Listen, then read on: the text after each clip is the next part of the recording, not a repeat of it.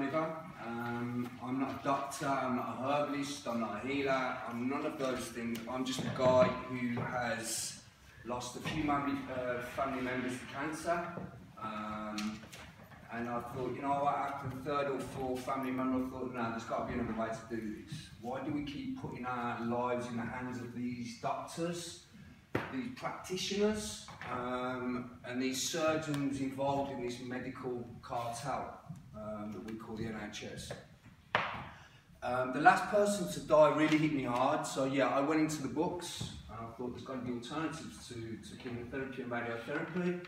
And the first thing that came to me was cannabis. I've always had a relationship with cannabis. I've always smoked it for recreational reasons, and I knew that it had medicinal value in some way, i.e., you know, MS and arthritic pains and these kind of things. So the more I started to go into it, the more I started to see that there was clinical studies being done. There was certainly studies being done in Israel and Madrid, and there was academic research papers. I couldn't catch my breath. Then I started to go into the Bible. I'm not a religious man, but I do go into the scriptures. I've gone into the Bhagavad Gita, the Quran. I do go into these scriptures because there is truth within them.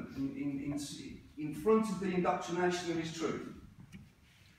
But then I realised that there was a passage in the Bible, Exodus 30:32, which was the recipe for the holy anointing oil, which was a recipe from God, the Christian God or the Judaic God, to Moses.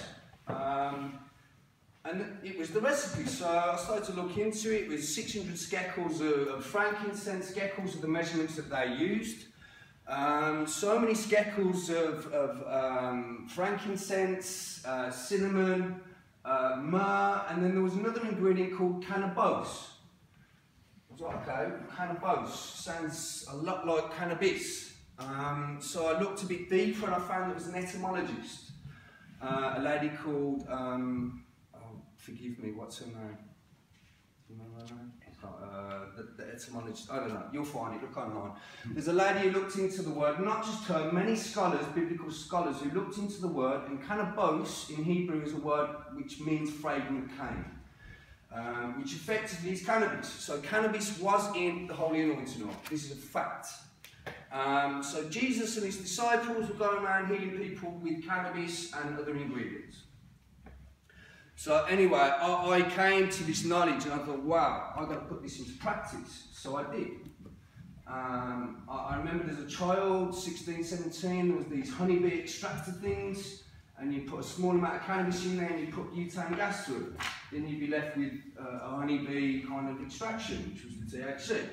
So I went back to my youth and a friend of mine devised this extraction unit. And we started extracting the oils and we started to give it away. We never charged for the oil, we gave it away. And then very quickly we noticed that friends that were on 72 pharmaceutical tablets and injections every week were no longer needing these tablets or these chemotherapy injections. The first lady I helped was for rheumatoid arthritis.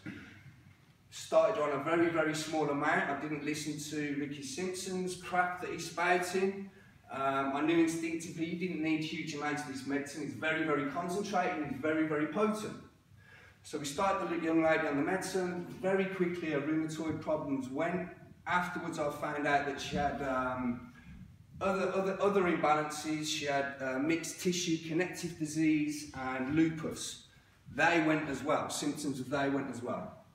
So then we tested it on cancer, a guy with stomach cancer. I didn't know about nutrition or anything like that at this point.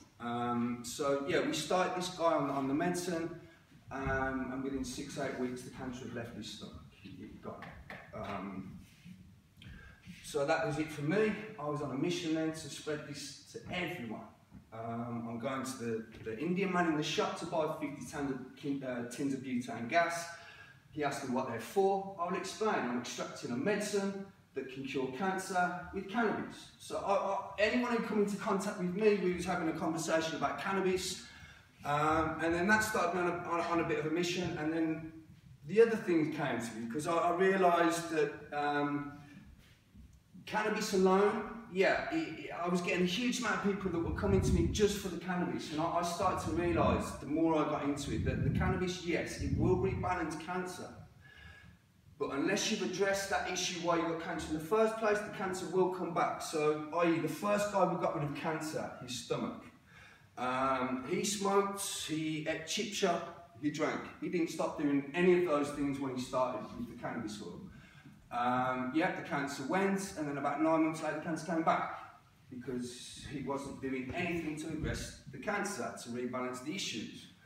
So anyway, then I started to look deeper and deeper, and I realised that, you know, nutrition is a huge part of this. Remineralisation is a huge part. The salts that you're putting into your body is a huge part. The detoxification is a huge part, and the mindfulness. You have to absolutely know in your heart and soul that you can beat this disease. The establishment are telling you is incurable.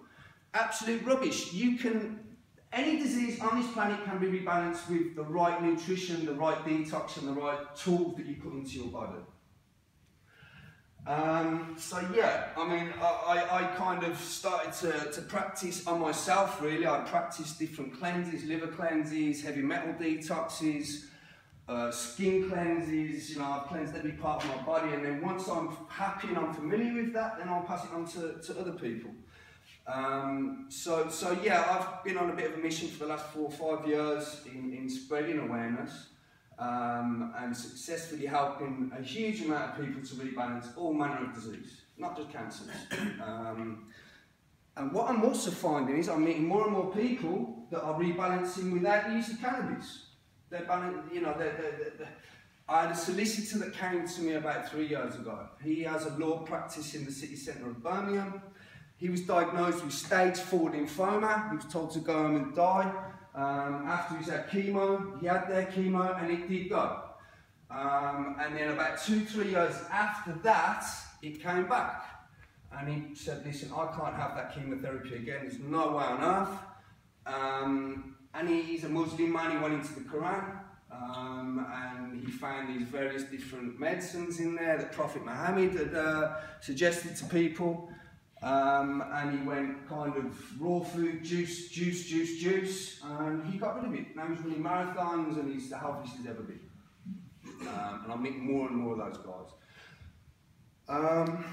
Okay, so what I'd like to do is kind of go through, I've passed around a couple of packages that I've kind of put together. And it's information based on experience. I know this stuff works if you put the work in.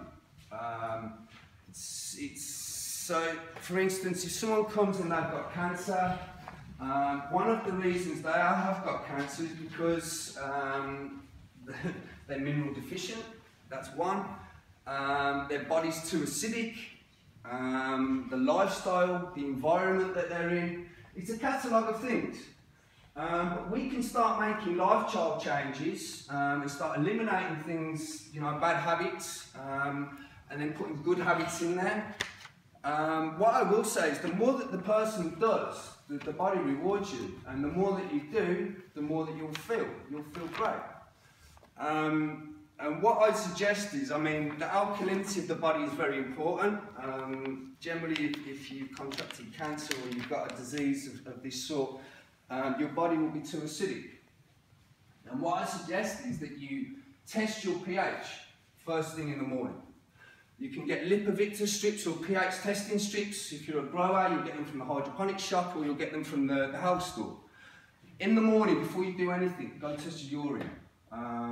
You want to achieve between 6.8 and 7.2, and then your body will be able to work.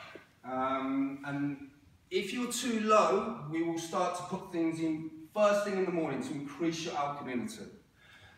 So again, I'll pass out some protocol packs. I will email them to all of you if that's what you need. I suggest you familiarise yourself with them.